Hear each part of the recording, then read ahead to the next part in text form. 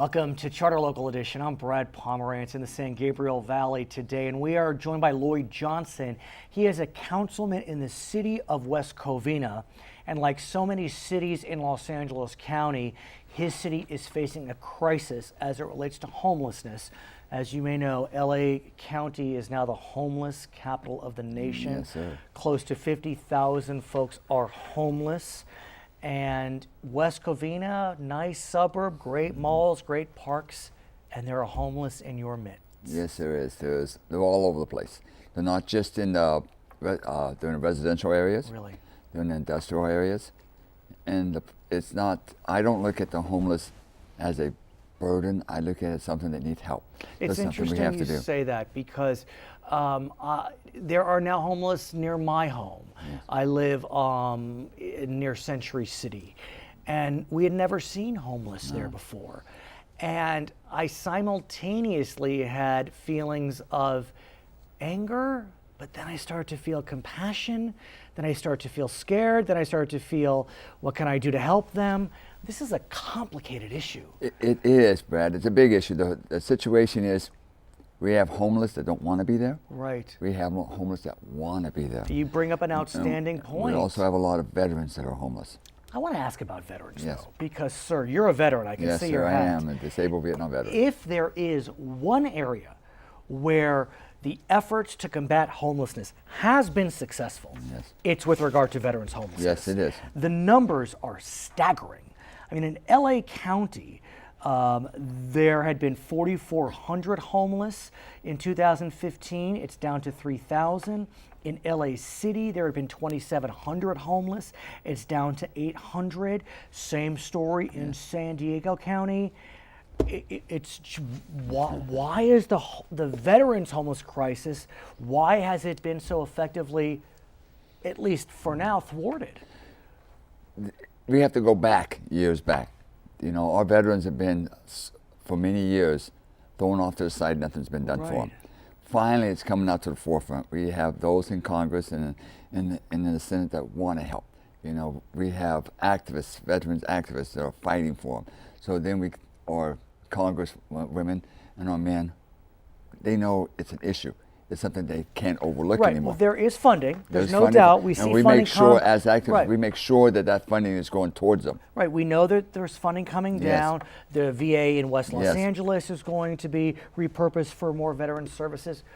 But still, what is it in your mind about the homeless population that are veterans where it seems as if services are more effective, that the veterans are able to get back on their feet more than non-veterans?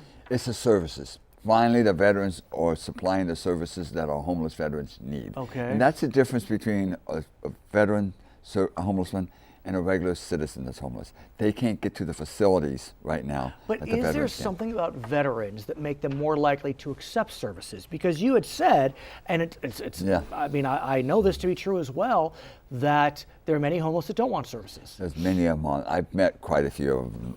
When we do our homeless count every year, Right. we met them, and I ask them, you know, there's a couple I've talked to, and I ask why.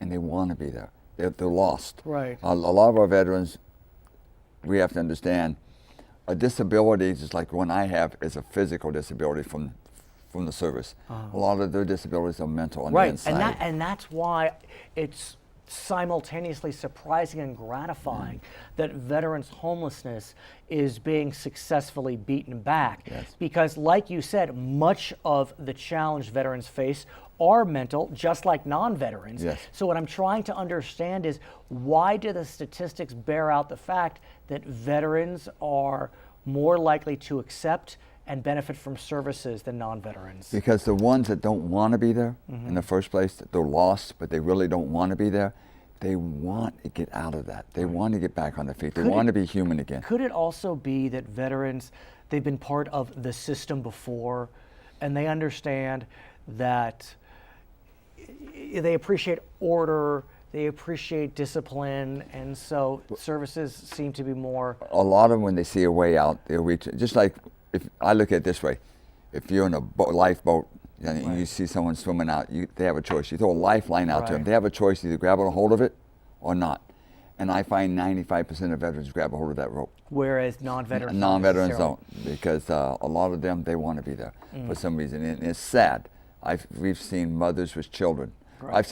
I've seen women veterans. Oh, it's devastating. Oh, homeless with their children. It's devastating. And it is. That's. You, I understand, are going to be working with the San Gabriel Valley Council of Governments on the question of homelessness. Yes.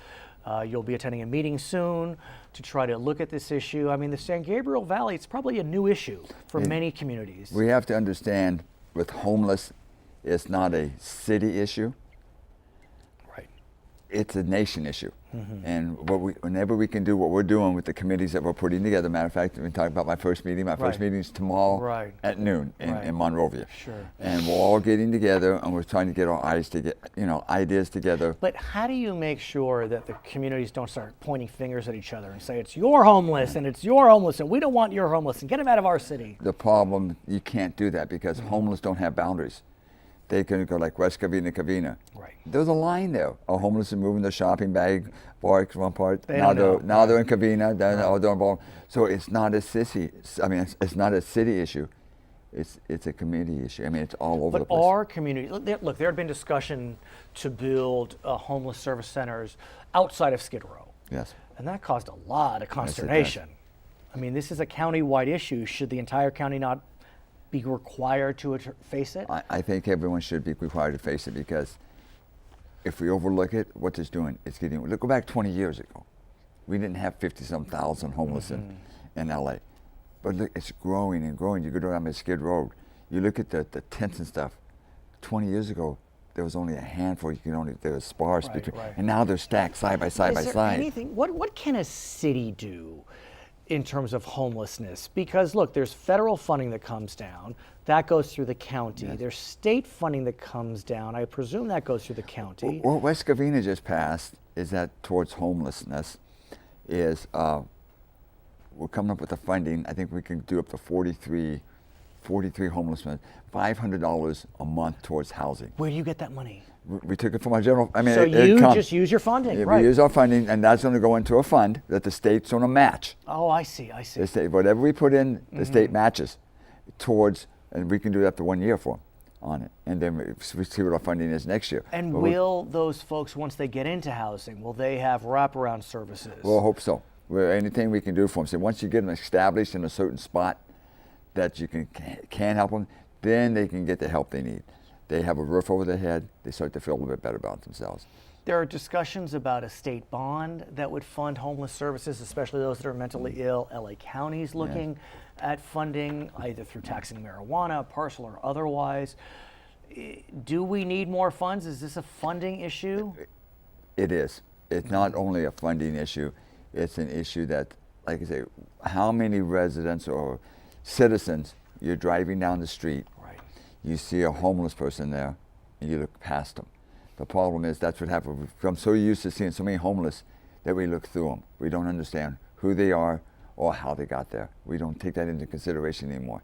And that's what part of it that we have to get over. We have to understand these are residents that need help. There are brothers and sisters, our aunts, our uncles, our nieces, our nephews. West Covina has its own law enforcement agency? We have our own police and fire department. And so are you working with West Covina Police to make sure that the interactions are not as contentious as they had been in the past? Our West Covina Police Department, they know, they see a homeless, like if they're sleeping in the park after hours and stuff, they're nice enough to go up there, they wake them up nice and politely and tell them that you're not allowed to be here. They don't rouse them. His name is Lloyd Johnson. He is a veteran of the Vietnam War, I believe. Yes, sir. He is also a councilman in the beautiful city of West Covina. We're right next door to West Covina today. My name is Brad Pomerance, and this is Charter Local Edition.